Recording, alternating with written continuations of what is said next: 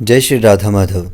ब्रज हास्य चरितम मूल रूप से एक रसिक संत के भाव राज्यों की अनुभूति पर आधारित ग्रंथ है, जिसका लेखन कृष्ण प्रेमी साधकों की चित्तवृत्ति भगवान श्री कृष्ण में लगाने के उद्देश्य से किया गया है। एक रसिक संत के भाव राज्य की अनुभूति होने से यह किसी शास्त्र के वाद विवाद के योग्य नहीं है। जय श्री कृष्ण।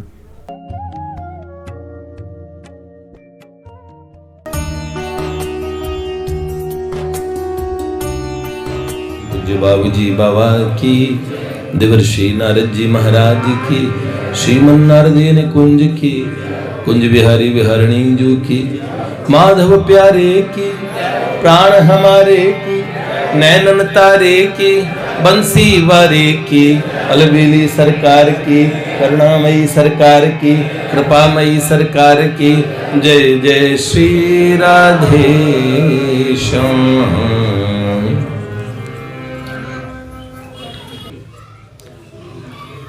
श्रीमद् ब्रजहास्य चरितम हमने सुना।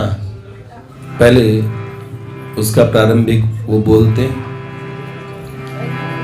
गाथा आज सुनाऊं ब्रज की ये भली, गाथा आज सुनाऊं ब्रज की ये भली, या में कुंवर कन्हैया वृषभानु लली, या में कुंवर वृषभानु लली, गाथा आज सुनाऊं ब्रज की ये भली, गाथा आज सुनाऊं ब्रज की ये भली।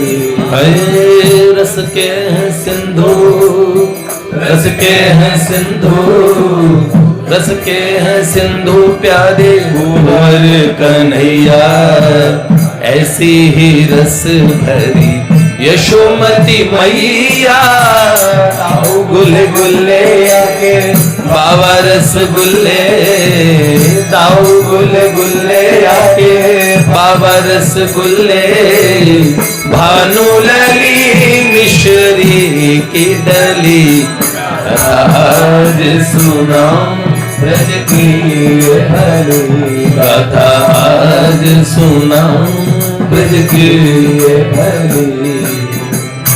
सुनिए, अभी तक हमने सुना बीन प्रकरण में सखी मुक्तावली जी प्यारे श्याम सुंदर से भेंट करने के लिए, क्योंकि सुंदर घुंघराली अलकें असमूर्ध सौंदर्य, अतुल्य अनुपम श्याम सुंदर, कोई तुलना नहीं। इतने प्यारे नवघन सुंदर, इंदिवरदल श्याम सुंदर, ऐसे किशोरी अपना सर्वस्व दे बैठी, हृदय से उनसे मिलना चाहती थी। पतंग लीला में हमने सुना किस तरीके से श्री कृष्ण से पतंग लड़ाते हुए हार गई, लेकिन हारी नहीं, मन भी हार गई, सर्वस्व हारा हो गई। मिलने के लिए बहुत जतन किए। सखी ने अपनी सखी से पूछा तो उनकी सखी ने बताया, श्री कृष्ण के अनन्य सखा कौन? श्री मधुमंगल जी मनसुखा बड़े विदूषक हैं, वो तुम्हारी समस्या का समाधान कर देंगे। मधुमंगल जी से प्रार्थना की। मधुमंगल जी ने कहा, श्याम सुंदर, भक्त वांछा कल्पतरु, भक्त मंदार विग्रह, भक्तों के लिए कल्प वृक्ष, उन भगवान के, अगर तुम, क्योंकि सखी चाहती थी कि मैं उनके सुंदर केशों में और कंघी करूं, केश सज्जा करूं, ऐसा अवसर मुझे मिले, लेकिन नंद भवन की सैरंध्री जो केश सज्जा करने वाली मधुकंदला जी ने अपनी सेवा देने से इनकार ही नहीं किया, ये भी बता दिया कि तुम नंदालय में जाओगी, अभी तुम्हारे विषय में कुछ अपचर्चाएं चल रही हैं कि देखो एक ऐसी निडर छोरी आई, श्री ब्रज के राजकुमार से उन्होंने ऐसे पतंग लड़ाई, तो मैया ने तुम्हें देखा तो नहीं है, लेकिन पता लगेगा तो अच्छा नहीं लगेगा तुम्हें। अब सखी मुक्तावली जी ने मधुमंगल जी से प्रार्थना की, मैं ऐसा क्या करूं जो मुझे केश सज्जा मिले, उनकी ये सेवा मिले। तब श्री मधुमंगल जी ने कहा, उनके जो उपकरण हैं कंघी सुखदा, जिस सुखदा नाम की कंघी से वो केश सज्जा करते हैं, उसी से प्रार्थना करो। और ऐसी लीला हुई। नंद भवन में प्यारे श्याम सुंदर कंघी कर रहे थे, तभी उनके बाल उलझने लगे।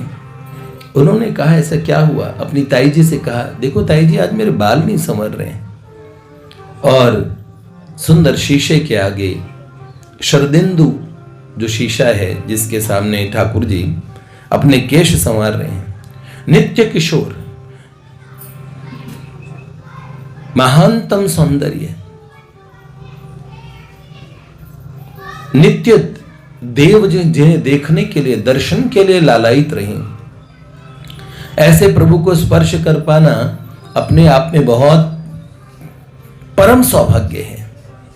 तो नंद महल की परिचारिकाओं ने सबने केश सज्जा करने की कोशिश की कि देखो ये बाल सुलझ जाए, घुंघराले बाल। तो उसके बाद फिर उनकी जितने किसी ने नजर उतारी कि बालों को नजर लग गई, सब लोग बोलते हैं ये बिल्कुल कैसे हैं। हाँ? अब उसी समय किसी ने, मधुमंगल जी ने बात संभालते हुए कहा, देखिए इन्होंने काली दह में भीषण युद्ध किया काली नाग से, और इनकी जुल्फें भी मेरे घन श्याम की जुल्फें गजब नागिन सी काली है, हमारे दिल को जैसे ये नाजों से पाली है, मेरे घन श्याम की जुल्फें गजब नागिन सी काली है, गजब नागिन से काली है, हमारे दिल को डसने को बड़े नाजों से पाली है। काली नाग ने इन्हें देखा था, उसे लगा ये नागिने हैं, मोहित हो गया। अरे मैया, नाग की दृष्टि तो बड़ी विषैली होती है ना, मनुष्य की नजर लग जाए तो बड़ा बुरा होता है, इसे तो नाग की नजर लगी है, कोई सपेरा कोई गारुड़ी मिले तो बड़ा, फिर तो समाधान हो जाए। मां यशोदा ने कहा, देखो लाला मधुमंगल, नंदगांव में तो नहीं पर मैं अपने पीहर में तो मेरे बाबा बहुत लोगों को जानते थे, लेकिन तब तक तो मुझे लगता है आसपास में तुम्हें ज्यादा जानकारी होगी। नंदजू के महल भयो कानोखे, दर्पण प्यारे मुख निहारे, जो संवारे केश लाल जुचों के। अब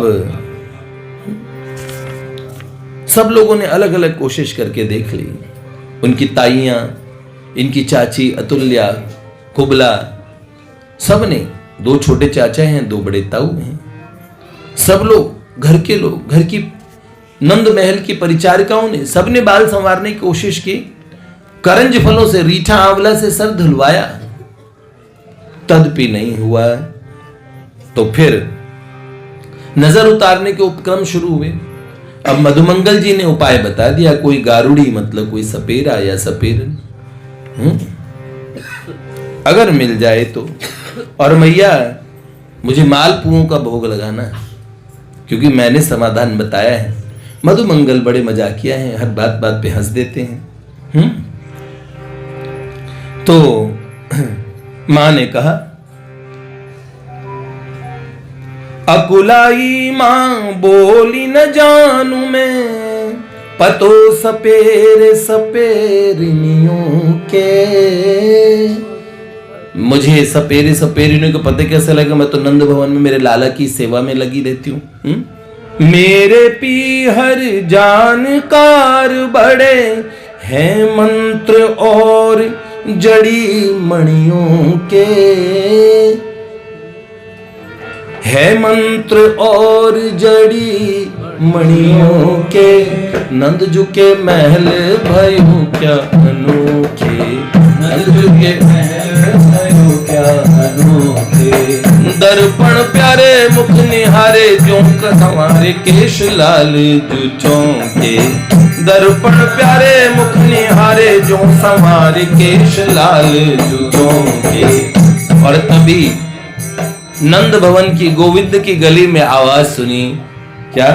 बजे मीठी धुनी देह बीन सुनाई, बजे मीठी धुनी देह बीन सुनाई। बीन की आवाज सुनी। एक सपेरन लगे ऊंचे टेरन, एक सपेरन लगे ऊंचे टेरन। सांपों के खेल देखो आओ मेरे भाई, सांपों के खेल देखो आओ मेरे भाई। बजी मीठी धुनी देह बीन सुनाई, बजी मीठी धुनी देह बीन सुनाई। यशोमती रोहिणी अतुल्या दौड़ी, यशोमती रोहिणी अतुल्या दौड़ी। दौड़ी विभावरी प्रभावती ताई, दौड़ी विभावरी प्रभावती ताई।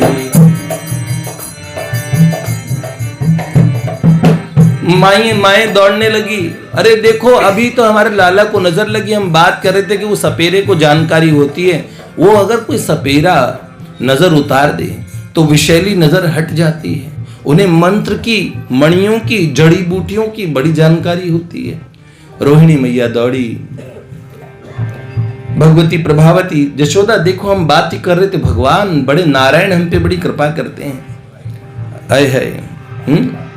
कारी कारी फरिया को घूंघट डारे, कारी कारी फरिया को घूंघट डारे। कारो कारो लहंगा पहरे सपेरन आई, कारो लहंगा पहरे सपेरन आई। काला घूंघट पहन लगा के, काला लहंगा, काली चुन्नी। आपने कभी सपेरों का नृत्य राजस्थान में जाइए, देखिए। ये सपेरन हाथी दांत के बड़े बड़े चूड़े पहन के, बाजू तक के हाथ में चूड़ियां हैं, मुख कोई उसका देख नहीं पा रहे हैं। ये सपेरन कौन आई? उन्होंने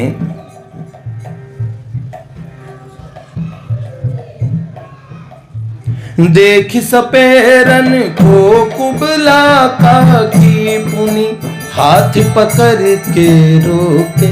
सपेरन को देखा तो सन्नंद जी, नंद जी के से दूसरे जो छोटे भाई हैं, सबसे छोटे नंदन जी, तो सन्नंद जी की पत्नी कुबला जो ठाकुर जी की काकी माँ हैं, उन्होंने हाथ पकड़ के, अरे सपेरन तू सही समय पे आई, अच्छा कौन सा खेल दिखाऊं? अरे खेल नहीं देखना है, हमारे महल में चलो।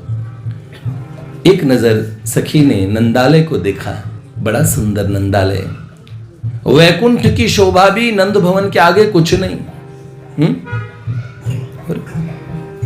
देखी सपेरन को कुबला का की पुनी, हाथ पकड़ के रोके।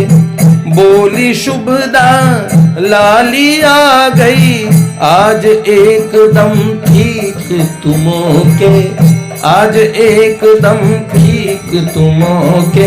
नंदजू के महल भयो क्या अनोखे, नंदजू के महल भयो क्या अनोखे। बजे मीठी धुनी देह बीन सुनाई, बजे मीठी धुनी सुनाई। हाथ पकड़वा को महल में लाई, हाथ पकड़वा को महल में लाई।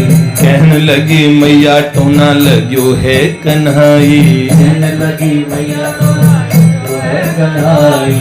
नजर उतार मैं तो पे दूंगी वार, नजर उतार मैं तो पे दूंगी वार। एक सोने की नथ दूंगी तगड़ी कढ़ाई, सोने की नथ दूंगी तगड़ी कढ़ाई। मेरे लाला को नजर लगी है, अगर नजर उतारेगी तू तो एक तो सोने की नथ दूंगी, सच्चे मोतियों की लड़ से युक्त एक स्वर्ण में नथ और एक सुंदर तगड़ी गढ़ा दूंगी तेरी। अच्छा,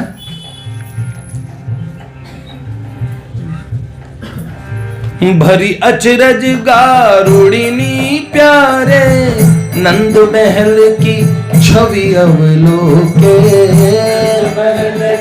छवि अवलोके। बाहर के उपवन में कदम बढ़, नंद भवन में प्रवेश किया, सपेरन रोने लगी। थोड़ा घूंघटा ऊपर करके देखा, विशाल मणियों से युक्त स्वर्ण के सुंदर कपाट। नंद महल के उपवन में ऐसा सुंदर दृश्य है, बड़े सुंदर सुंदर विहंग पंछी, बड़े बड़े ऋषि पक्षियों का रूप धारण करके प्यारे ठाकुर जी के दर्शन के लिए पधारे। ऐसे में भरी अचरज गारुड़िनी प्यारे, नंद महल की छवि अवलोके। बाहर के उपवन में कदम बढ़, तिनतड़ी पात बजे पीपलों के।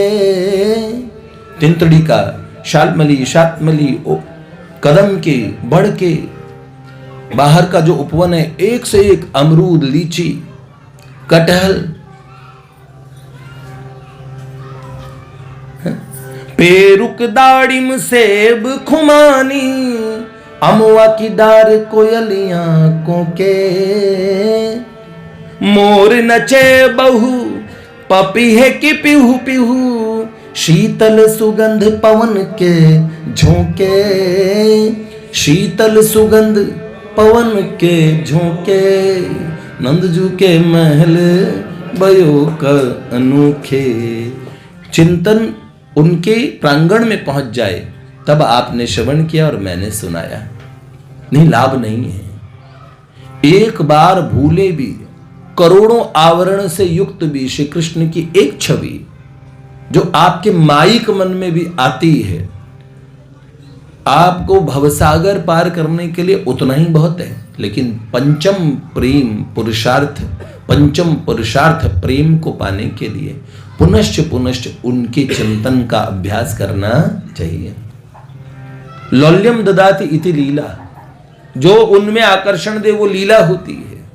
दामोदर मास चलता है हर महीने, हर कार्तिक जब आता है, हर साल में जब कार्तिक मास आता है, हर बार क्यों गाते हैं नमामीश्वरम सच्चिदानंद रूपम, ताकि जशोदा रानी के पास, नन्हे कन्हैया के पास आप पहुंच जाओ।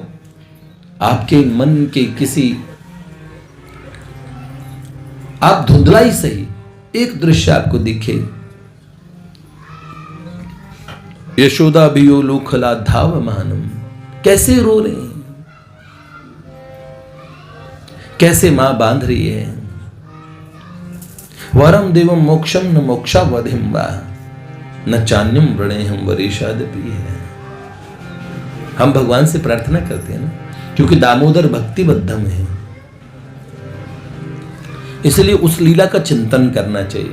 इसलिए ये जो मेरे को तो सारा रस ही, जब जब आज तक कभी किसी ने कोई इंस्ट्रूमेंट्स बजाए हैं, इनसे रस खत्म हो जाता है। ये सही है, बस जो साथ में लय में सहायता करते हैं, ये जो तबला मृदंग, मेरे तो सारे रस खो जाता है। ठीक है, नृत्य कीर्तन में ये आवश्यक है, लेकिन कोई सुंदर उसको सुनने के लिए ये अनावश्यक है। बहुत ज्यादा बीच में डिस्टर्बेंस होती है इससे। पेरुक, अब पेरुक जानते कौन? अमरूद के पेड़ थे बहुत सारे। दाड़िम किसको कहते हैं? अनार के। सेब, खुमानी, अमवा की डार, कोयलिया कोके। हमारे नंद बहन भवन का सामर्थ्य ऐसा है कि सर्दियों में भी आम उग जाता है।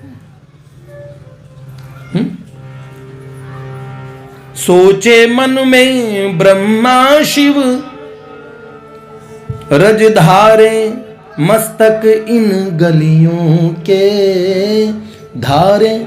वो सोचने लगी ब्रह्मा जी शिव जी इस गली की रज को माथे पे लगाते हैं, भाग बड़े हैं नंदगाम की मृगनैनी इन गोप ललियों के, मृगनैनी इन ब्रज ललियों के।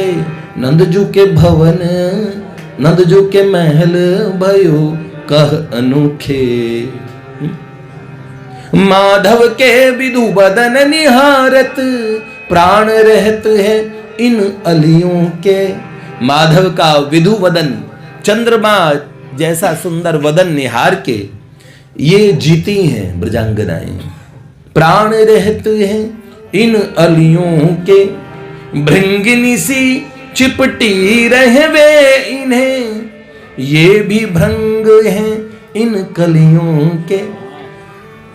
भृंगिनी मधुमक्खियों की तरह, जैसे कमल पे मधुमक्खियां टूट पड़ती है उसका रस पान कर लेती है, ऐसे भृंगिनी से चिपटी रही वे इन्हें, ये भी भृंग हैं इन कलियों के। अगर ये कलियां हैं तो वो भंवरे हैं। निशा में पीता मधु ये भंवर जो सांवरे है, शाम भ्रमर। गारुड़िनी बन सखी आई पी पे आई, प्रियतम की ड्योढ़ी पे आई सखी आई, की ड्योढ़ी पे आई सखी आई। गारुड़िनी बन सखी आई पिय पे आई, गारुड़िनी बन सखी आई पिय पे आई। बोले मधुमंगल जसोमती माँ से, बोले मधुमंगल जसोमती माँ से। देव देवियों ने की, देवी देवी ने की है तेरी सुनाई। देव देवियों ने मैया तेरी सुनाई कर ली। आज ये गारुड़िनी आई है, बड़ी कृपा हुई तेरे पे, देवताओं की बड़ी कृपा है मैया। ऐसे कह के वहां ठाकुर जी को देखो, हमने कहा कोई भगवान मान के कोई ऐसा भाव तक नहीं रखता। ब्रज की नंद महल में सेवारत परिचारिकाओं को भी ये मां कहते हैं, बहुत कहते हैं, उन्हें सिखाना पड़ता है ताई, तो लोग ताई मां, काकी, ये काकी है, मान तो काकी मां। ठाकुर जी मैया किसको कहते हैं? मैया जशोमती मैया को। मां शब्द का संबोधन किसे करते हैं? अतुल्या जी अपनी चाची को, स्तो कृष्ण की माता को, उन्हें मां कहते हैं। काकी जी किन्हें कहते हैं? कुबला जी को, सन्नंद जी की पत्नी को। और रोहिणी जी को क्या कहते हैं? रानी मां। प्रभावती जी को क्या कहते हैं? ताई जी। और सुषमा जी को कहते हैं बड़ी मां है। पर मैया संबोधन किन के लिए करते हैं? मैया संबोधन मां जशोमती के लिए। उन्हें कहते हैं मेरी मां। वैसे ठाकुर जी की मां तो सभी है, लेकिन सब मातृभाव। पर यशोदा रानी यशोदा रानी है।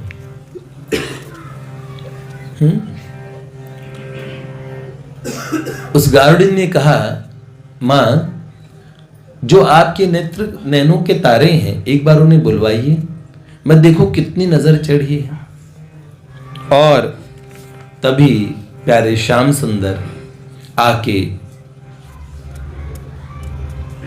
जब उस महल के प्रांगण में उपस्थित हुए, थोड़ा चौंक के मां के कान में पूछने, मां ये कौन आ गई, ये लोग आई कौन है घूंघट डाल के? तो उन्होंने कहा, मां ने कहा, कन्हैया चुप हो जा, कुछ नहीं बोलते। जब नजर उतारते हैं ना तो वो अनचक होने चाहिए, उसमें टोकते नहीं है। तेरी नजर उतारने के लिए बुलवाई है और तू पूछने लगा कौन है, कहां से आई है। अच्छा, जैसे ही ठाकुर जी को देखा पहले नंद भवन में प्रवेश के समय रोने लगी, श्री कृष्ण को सामने देख के फिर रोने लगी। और क्या हुआ, उसी स्थान पे गश खा के गिर गई। अब गिरने का कारण क्या था? मां यशोदा ने पूछा, बिटिया क्या बात हुई? नहीं मां, ऐसे ही बहुत दूर से आई, बहुत थकी थी इसलिए, और शायद मुझे कुछ चक्कर जैसे आए हूं उस समय। मधुमंगल जी ने कहा, देखो बात यह है, बहुत कड़ी नजर है, इतनी नजर कड़ी है कि जो नजर उतारने आई वो पहले ही बेहोश हो गई। और फिर कहा, अच्छा, यशोदा रानी हर बात पे विश्वास कर लेती, बड़ी सीधी है, तभी तो कन्हैया की मां है।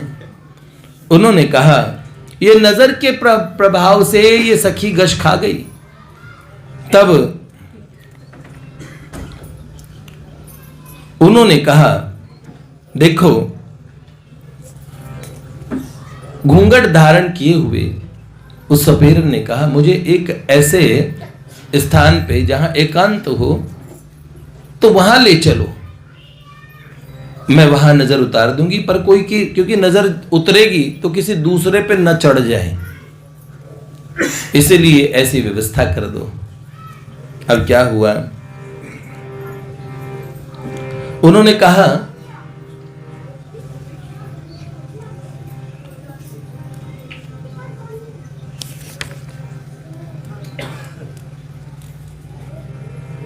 नंद महल की अट्टालिका पे स्फुरदिंदर नामक सुंदर कक्ष, बड़ा विशाल, जिसमें श्याम सुंदर माधविक नाम के, और जिसको आप बेड कहते हो, ऐसी सेज पे सोते हैं। और उसी समय ले चली नंद महल अट्टालिका, पिय कर ले अति प्रमुदित होके।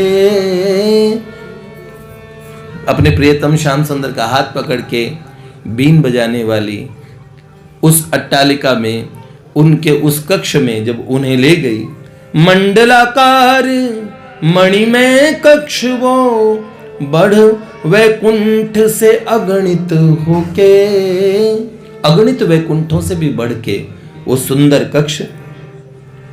तब झट से कक्ष की वारी लगा, सांकर दे दीनी निधरक होके।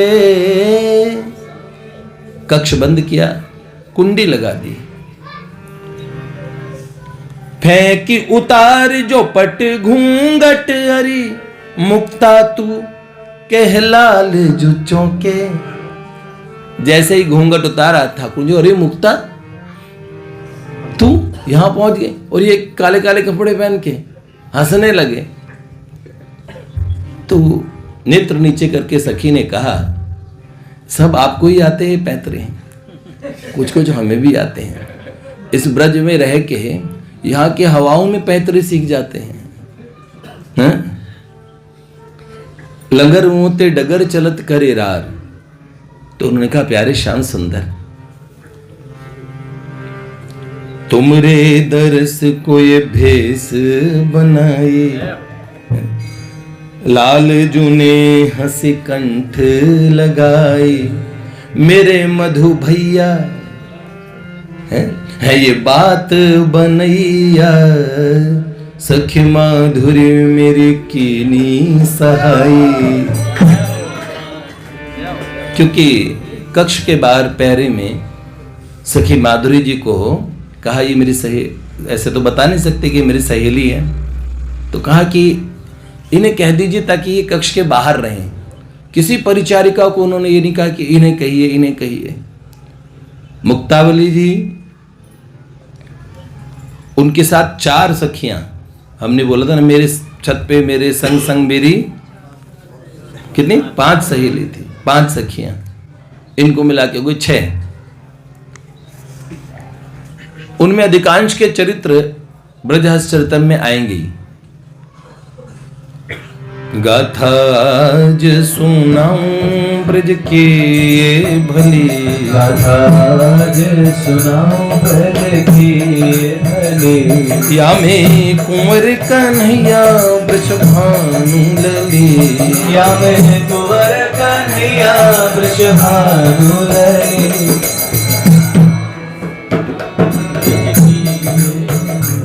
लाल जो बोले सो तो ठीक है, सुन मेरी मुक्ता माल, कौन सी विद्या उलझाए तुम सबने मेरे बाल।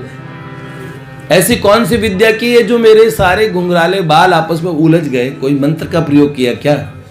तब उन्होंने कहा, बोली मुक्तावली ये सब तो मधु भैया की चाल, कुंचित केश पाश उलझन सुखदा कंघी का कमाल। ये सुखदा नाम की तुम्हारी कंघी है, ये सारा कमाल उसका है। मैया के कहने पर मैंने पूजी कंघी सुखदा। मां भैया के कहने पे, भैया के कहने पर मैंने पूजी कंघी सुखदा। मैंने कही अरे सुखदा तू, पर मैं तो लाल बिन दुखदा। मैंने कहा कंघी, तू कंघी हो के सुखदा है और मैं गोपी सखी हो के दुखदा हूं। ब्रज में रह के मैं ब्रज जिसमें पूरे ओतप्रोत श्याम सुंदर, जहां भीतर बाहर श्याम सुंदर, वहां पे मैं कृष्ण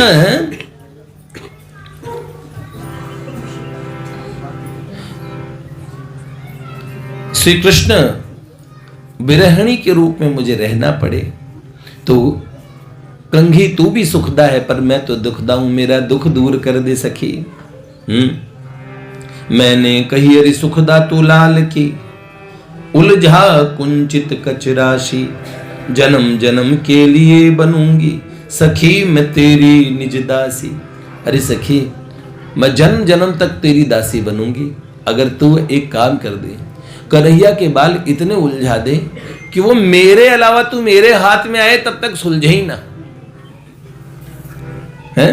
तथास्तु बोली सुखदा, तब सुखदा कंघी में से तथास्तु सखी मैं तुझ पे बड़ी प्रसन्न हूं, कल ऐसा उलझाऊंगी कि सारे भी सुलझाने की कोशिश करें और वो खुद भी सुलझाएं तो भी ना सुलझे।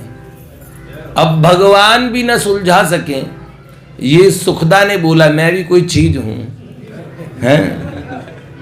तथास्तु बोली सुखदा, तब कंघी बोल पड़ी मैं बाल उलझा दूंगी।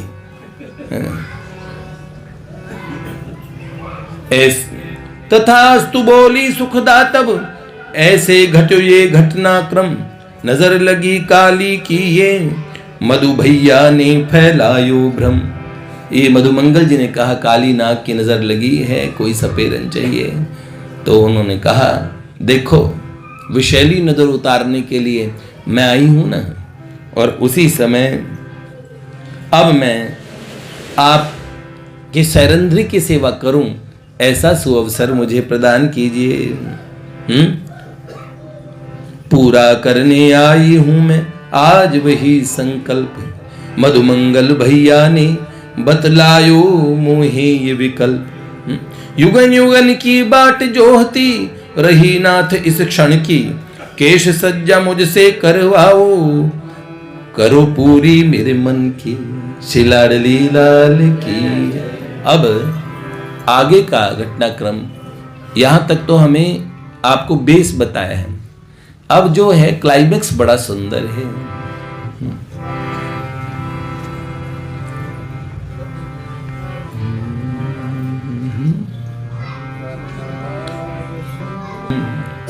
इसकी शुरुआत सुन लो फिर हम आपको इसको आगे सुनाएंगे। क्या क्या कहा सखी ने? लेके कंघी है लाल जो तुम्हारी, सुलझाऊं घुंघरालिया लेके कंघी है लाल जो तुम्हारी, सुलझाऊं घुंघरालिया लेके।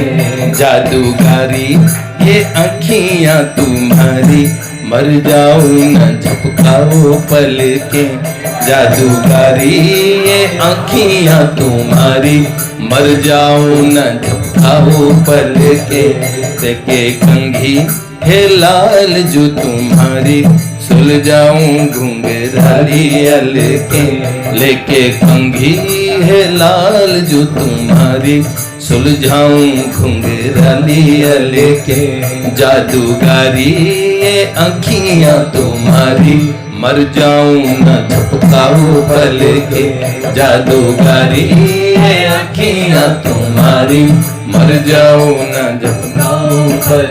क्या बोलती सखी? बहुत कम। अब मेरे मन की इच्छा पूरी है। देखो कंघी सुखदा को लिया, देखो अभी सुलझाएंगे मारे।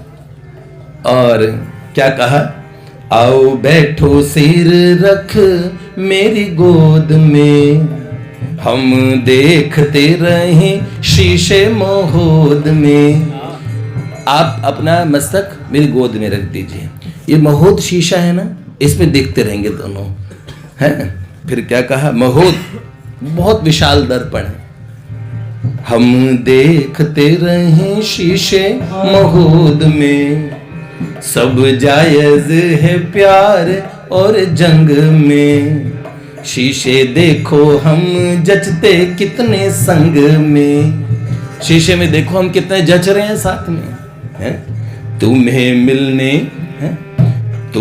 मिलने कई पापड़ हैं बेले, कई स्वांग रच आई चल के, तुम्हें मिलने कई पापड़ हैं बेले, कई स्वांग रच आई। मैं कितना स्वांग रच के तुमसे मिलने आई हूँ। पहले तो जन्मों की यात्रा, पता नहीं कौन कौन से जन्म में भटकती फिरी, कितना कितना तपस्या रही होगी जो ब्रज में जन्म मिला। इस ब्रज में आके भी मुझे इतने पापड़ बेलने पड़ेंगे ठाकुर, ये तो बात ठीक नहीं है। क्या कहा? हाय पैदा भई क्यों छोरी की जात में, सबसे बड़ा दोष है मैं छोरी बन गई, है? क्या कहा? हाय पैदा भई क्यों छोरी की जात में, होती छोरा तेरे रहती दिन भर साथ में, एक बात सोच मन कहता वाह वाह है, पर एक बात, सब छोरे ही फायदे में हैं, यहाँ घूमते ही रहते हैं साथ में, वन में जा रहे हैं, पर हम क्या करें?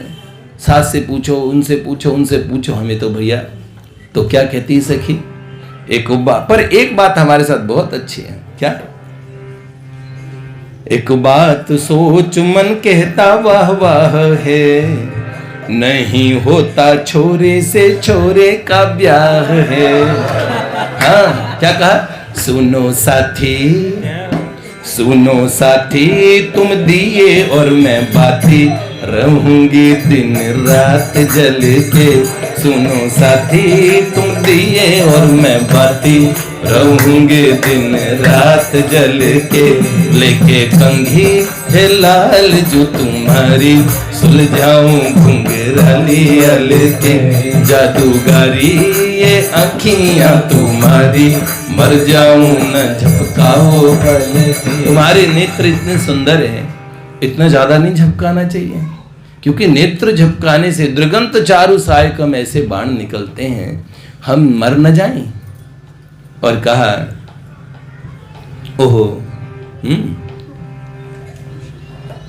बीच बीच में नैनों में मेरे झांके वो, भरी लाज में कभी चुराते आंखें वो। बैठी मूढ़े मैं वो नीचे बैठे सामने, आज सुन ली सखी मेरी भी राम ने। लगी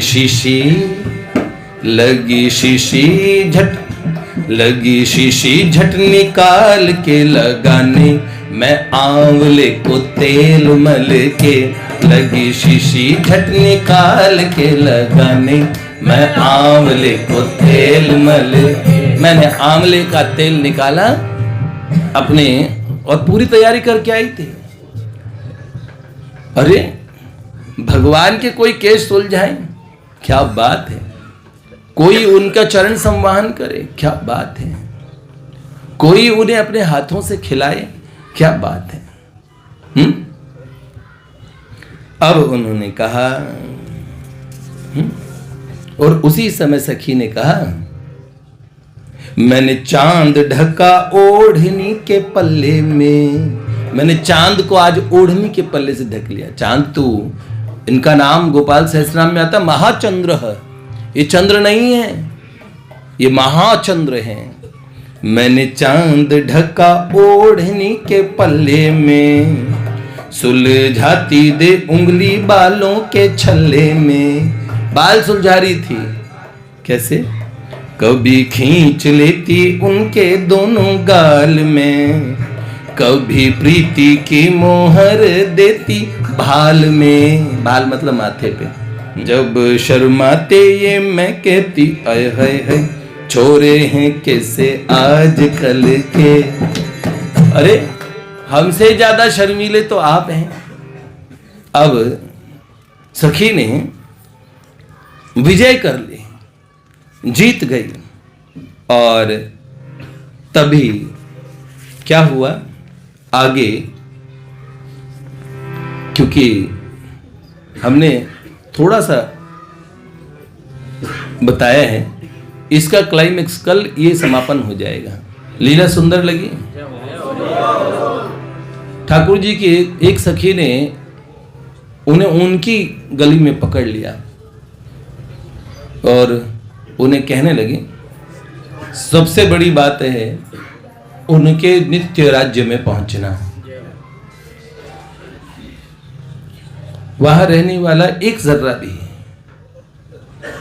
ये रोज आता है ना, अपने शयन में कराते हैं, प्रारंभ जो होते हैं, वैकुंठ से भी प्यारी ये वृंदावन की कुंजे। क्यों? रटे कृष्ण नाम धुन को, ब्रज का हर एक पत्ता, यहाँ जर्रे जर्रे में है श्री लाडली की सत्ता। जमुना की लहरों में भी प्यारी को नाम गूंजे, वैकुंठ से भी प्यारी। हाँ। ये बात है। तो वहां पत्ता पत्ता ही, जर्रा जर्रा, एक एक रज कणिका में श्याम सुंदर है। चलो वहां जन्मे, तिस पे भी ये क्यों कहा, ए हो विधना में अचरा पसार मांगो, जन्म जन्म दीजे एही ब्रज बसिबो। पर अहीर की जाती समीप नंद घर, घड़ी घड़ी शाम हेरी हेरी हंसीबो। दधि के दान में ब्रज की बिथिन में झकझोरनी, अंग अंग को परसिबो। छीत स्वामी गिरधरन श्री विठल, और शरद रैनी रस रास बिलसिबो। इसमें भी हमें वो अवसर मिले तो हम क्या कहेंगे। उसमें भी कितने बड़भागी हैं जो नंदालय में जाते हैं। राधा रानी कहती, पशु पंखियों को भी पूजती मैं, जो नंदालय को जाते हैं वो राधा के हो जाते हैं। मात हमारी जशोमती मैया बाबानंद कहते हैं, वो राधा के हो जाते हैं।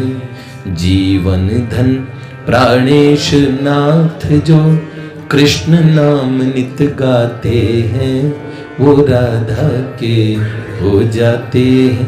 ठाकुर जी कहते हैं, जगवंदिनी भानु नंदिनी जो नाम तुम्हारा गाते हैं, वो मुझ प्रियतम को पाते हैं। जीवन धन प्राणेश नाथ जो कृष्ण नाम नित गाते हैं, वो राधा के हो जाते हैं। तो हमें तो ऐसे में बरसाने में, नंदगांव में, कोई लीला स्थली में उनके नैकट्य का अवसर मिले, सालोक्य मिल जाए, उसमें भी सामीप्य बड़ा प्यारा लगता है। और फिर में भी उसमें भी पृष्ठ भाव, वह हमारे प्रियतम है, माधुर्य भाव, सख्य भाव, सारे भाव अपने आप में पूर्ण है। यद्यपि मैं चक्रदादा को मैंने देखा, चक्रदादा कहते थे मुझे, मैं उद्घोष करके कहता हूं, घोषणा करता हूं और सच में मानता हूं कि माधुर्य भाव सब भावों में सर्वश्रेष्ठ है। तब भी कितना ही सर्वश्रेष्ठ क्यों न हो, मेरा कन्नू छोटा भाई है मेरा, तो अपने छोटे कन्नू के निकुंजों में झांकने की भी चेष्टा नहीं करता मैं। उनका राधा किशोरी अतिशय सुकुमारी मेरे कन्नू की प्राण है, तिस पे भी मैं बड़ा हूं, उन्हें संकोच न हो जेठ के सामने। संकेत भट्ट पे श्री जी का स्थान है, दाऊ पीठ उधर करके खड़े हो जाते हैं। श्री जी को संकोच न हो, राधा रानी को संकोच न हो। उनका मुझे ये भाव अतिशय, मेरा सर्वस्व मेरा कन्नू है, मेरे कन्हैया है। तो जो जिस भाव में रहते हैं वह उसमें आनंदित रहते हैं। ऊंचा नीचा तो किसी भाव को कहना नहीं चाहिए, हाँ, पर माधुर्य भाव में, हर भाव में दास्य भाव तो सब में रहता है, माधुर्य भाव में सारे भाव रहते ही हैं। इसलिए हम आगे कल इस लीला को पूरा हम समापन कर देंगे। आपको आनंद आया? श्री लाडली लाल की, भक्तवत्सल भगवान की जय जय श्री राधे।